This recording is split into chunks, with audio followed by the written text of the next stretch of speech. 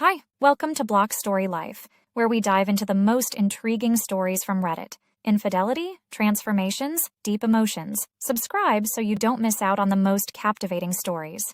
I have a confession, and it's not easy to admit. I hate my sister. She's severely autistic, and saying this out loud feels wrong, but it doesn't make it any less true. Ever since she was born, my life has felt like a never-ending nightmare. It's as if, from that moment on, I disappeared from my parents' radar. I was 6 when she was born, thrilled at the idea of becoming a big sister. But that excitement didn't last long. The change was gradual but impossible to ignore. Before I knew it, I was being moved into the basement so she could stay closer to Mom and Dad. That hurt more than I can say. The basement was cold and eerie, a far cry from the warm comfort of being near my family. Nights felt unbearably lonely. I'd hear their voices upstairs, laughing or talking, while I lay there feeling like an afterthought rather than their daughter. Then there were my toys, my treasures, my escape. She never meant to break them, but it happened constantly. I remember pleading with my parents, trying to make them understand how much it upset me, hoping for even a little sympathy.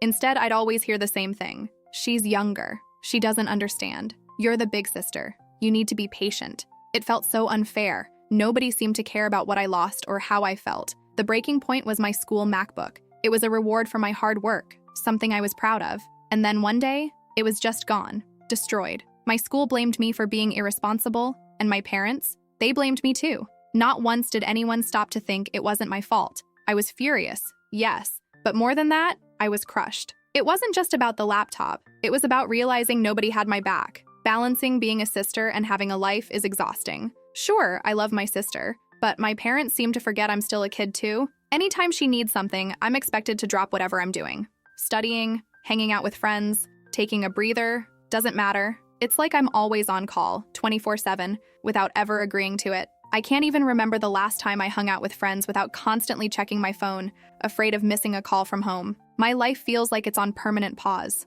always bracing for the next crisis or demand. That's why the day I decided to see the new Spider-Man movie felt like such a big deal. It had been ages since I made plans just for me. My friend Jake had been hyping it up for weeks, and his excitement was contagious. For the first time in forever, I wanted to do something purely for my own enjoyment. So, I made a choice.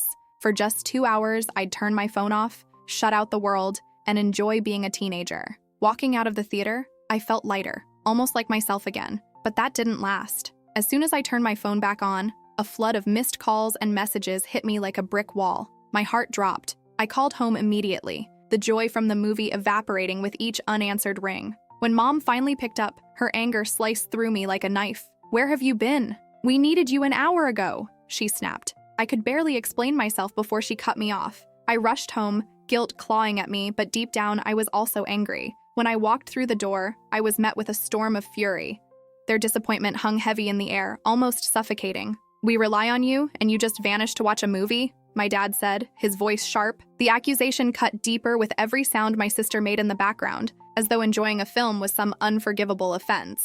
I tried to explain, tried to tell them I just needed a break, a couple of hours to myself, but they weren't listening. "Your responsibilities here are more important than some movie," my mom added, her tone leaving no room for argument. They grounded me, called me irresponsible, all over a movie. Sitting alone in my room afterward, it hit me. This wasn't about the movie. It was about feeling stuck. Yes, I understand my sister needs me, but sometimes I just want to do something normal without being punished or guilted for it. Being 18 and feeling like you're not allowed to have your own life is crushing. It wasn't just the grounding. It was this unshakable sense of being trapped in a role I never asked for. I love my sister. I do. But in that moment, I couldn't help but feel like I'd been robbed of the simple joys of being a teenager, of carefree moments, friendships, and feeling seen. Living in my house feels like being stuck in a loop where everything revolves around her needs. Don't get me wrong, I get it. She needs a lot of care, and I want to help. But sometimes it feels like I'm just another tool for my parents to manage her, not an actual person with my own needs. Help your sister. Make sure she's okay. Can't you see we're busy with her? That's all I seem to hear. It's exhausting. It's like I'm invisible unless they need something done. This constant pressure, this feeling of being more like a servant than a family member, it's suffocating. I carry that weight around every day, questioning whether I even matter in my own home. There was one week, though, that felt like it could be different. I'd been chosen to give a speech at a school event, a huge honor. That recognition lit something in me. I worked tirelessly on my speech, pouring every ounce of thought and emotion into it. When my parents promised they'd come, for the first time in a long time, I felt valued, like finally, something was about me. Every night I practiced, imagining them in the crowd, maybe even smiling with pride. That hope became a rare light in the usual dimness of my life. I thought, just maybe, this time would be different, but it wasn't. They missed it because of something involving my sister. Standing there, moments before my speech, and not seeing them in the audience crushed me. I pushed through anyway, though my voice shook and my hands trembled. I made it to the end, and the applause came, but it felt hollow. The walk home afterward was brutal. I couldn't stop the tears. It wasn't just about the speech, it was everything. A reminder that no matter what I do, it will always come second. It felt like this cycle, this pattern, was never going to end. Even conversations about college, which should have been exciting, carried the same weight. Talking with my dad about my future had started so well. For once, it felt like we were focusing on something about me, something hopeful. College seemed like a real chance to escape, to finally carve out a space for myself far from the chaos at home. We were sitting together, flipping through brochures and talking about majors and campuses. It was the closest I'd come to dreaming about my future in a long time. Then my dad made a joke, something about choosing a high-paying career so I could support my sister when they're gone. He laughed, probably thinking it was just a lighthearted comment, but for me, it wasn't funny. It felt like a bomb going off inside me. All the frustration and resentment I'd been bottling up exploded. I couldn't stop myself. I started crying, then yelling, telling him how unfair it was that my entire life seemed to be centered on my sister. I told him everything, how I felt invisible, how much I'd given up, how everything always came back to her needs, never mine. But they just stood there, staring at me like I was speaking another language. No comfort, no apologies, just cold, blank expressions. They couldn't see why I was so upset over what they saw as just a joke. That's when it hit me. They weren't going to understand. They weren't going to listen. I ran to my room, slammed the door, and stayed there. Hours passed, then a whole day. No knock, no word, nothing. It was as if my outburst didn't matter at all. Sitting there in that silence, I realized just how lonely I felt. Even my breaking point wasn't enough to make them see how much I was hurting. I started questioning everything. Was I wrong for wanting more? For wanting to be seen as more than just my sister's future caretaker? It felt like my life didn't matter to them, like I was just a backup plan for her care after they were gone. After 2 days of no contact from my parents, something inside me shifted. I realized I needed space. Not just a short break, but real time to figure things out without being pulled back into the same old routine. I thought of my grandpa, the one person who always seemed to understand. Without a big plan, I packed a small bag late one night and texted him that I was coming over. I half expected him to try to talk me out of it or call my parents. Instead, he just replied, "Doors open." Staying with Grandpa has been eye-opening. It's not like we've had deep emotional conversations every moment. It's just calm here. He lets me be. We've talked about college and what I want for my future, and for the first time in ages, I don't feel guilty or overwhelmed. He's encouraged me to think about what I want, not what I feel obligated to do. In just a week, I've started to feel more like myself again. We've shared meals, watched old movies, and he's told me stories from when he was my age. It's been simple, peaceful, and freeing. I've even started researching colleges again, this time focusing on programs I'm genuinely excited about, not just ones that might pay enough to care for my sister someday. Being here has shown me what a life of my own could look like, and it's something I want to hold on to. I want to thank everyone who supported me. I didn't expect this post to resonate with so many people, but your kindness has meant the world to me. After reading your comments and reflecting, I realized that I don't hate my sister. It's not her fault she was born this way. My resentment has been misplaced, and it's really about how my parents have handled things.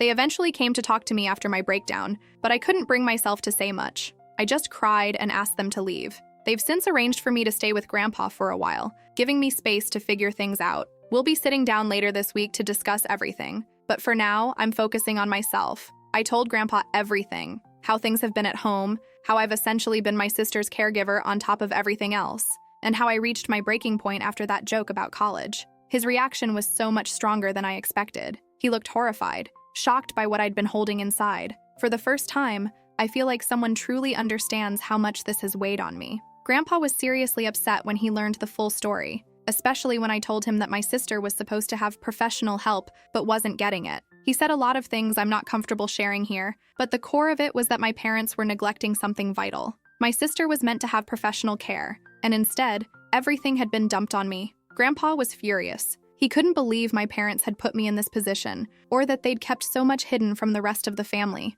He was especially mad about the whole movie incident, saying it was the last straw that showed just how unfairly I was being treated. Grandpa's usually a pretty laid-back guy, so seeing him this angry was kind of shocking. But honestly, it was a relief when he told me not to talk to my parents unless he was there. He promised to handle it, to talk to them first, set things straight, and be there with me for any future conversations. It wasn't just Grandpa, though. Over the next few days, I started hearing from other family members. My aunts, uncles, cousins, everyone was checking in. They were all just as shocked as Grandpa when they found out what had been going on. Turns out my parents had been telling everyone that a professional caregiver was looking after my sister. They'd even been taking money from the family to pay for this supposed help. Except it was all a lie. When the truth came out, everyone was upset. Furious even, especially since it involved something as serious as my sister's care. But amidst all the drama, something unexpected happened. My extended family began stepping up in ways I never expected. Grandpa has been at the heart of it, trying to make up for what he keeps calling lost time. He's on this mission to help me just be a teenager again. It's weird, but nice. He's been encouraging me to hang out with friends, relax, and do things I want to do. Stuff I haven't really done in what feels like forever. It's like he's trying to help me reclaim parts of myself I didn't even realize I'd lost. And it's not just him. My aunts and uncles have been amazing too. They've been around constantly, checking in, bringing food, and just listening. Really listening. It's like they're all making this massive effort to show they care, to make sure I don't feel alone in this mess. It's overwhelming in the best way. For the first time in years, I feel like I'm not just the sister or the caretaker. I'm just me, and that feels incredible. But then came the talk with my parents on Saturday night. Disaster doesn't even begin to cover it. I went into it hoping, just maybe, we could start fixing things. Instead, it all fell apart even more. They actually admitted to a bunch of things. Things so messed up I can't even bring myself to write them down here. But the kicker? Not a single apology. Not one. Instead, they doubled down. My dad actually said, word for word, that I was born to be my sister's caretaker. Like my entire purpose in life was to take care of her. I couldn't hold it together after that. Everything I'd been through, all the stuff I'd found out, and all the support I'd been getting from my family just bubbled up. I called my parents out on everything. The lies about the caregiver, the money they claimed was going to my sister's care but wasn't. All of it. But they just dodged and made excuses. By the end of the conversation, things were even worse than before. It felt like slamming into a brick wall trying to get through to them. I'd gone into that talk with a sliver of hope, thinking maybe we could fix things. Instead, I walked out feeling like that hope had been completely destroyed. After that disaster of a conversation, I made up my mind. I'm done. I had a long talk with Grandpa and my uncle last night, and we all agreed it's best if I don't go back. Today is the day. I'm officially moving in with Grandpa. It feels surreal making such a big change, but it also feels like the right thing to do. For the first time in years, I feel like I have some control over my life. I've also decided that when I finish high school, I'm leaving the state for college. Just thinking about starting fresh somewhere new is thrilling. My aunt has been amazing through all of this.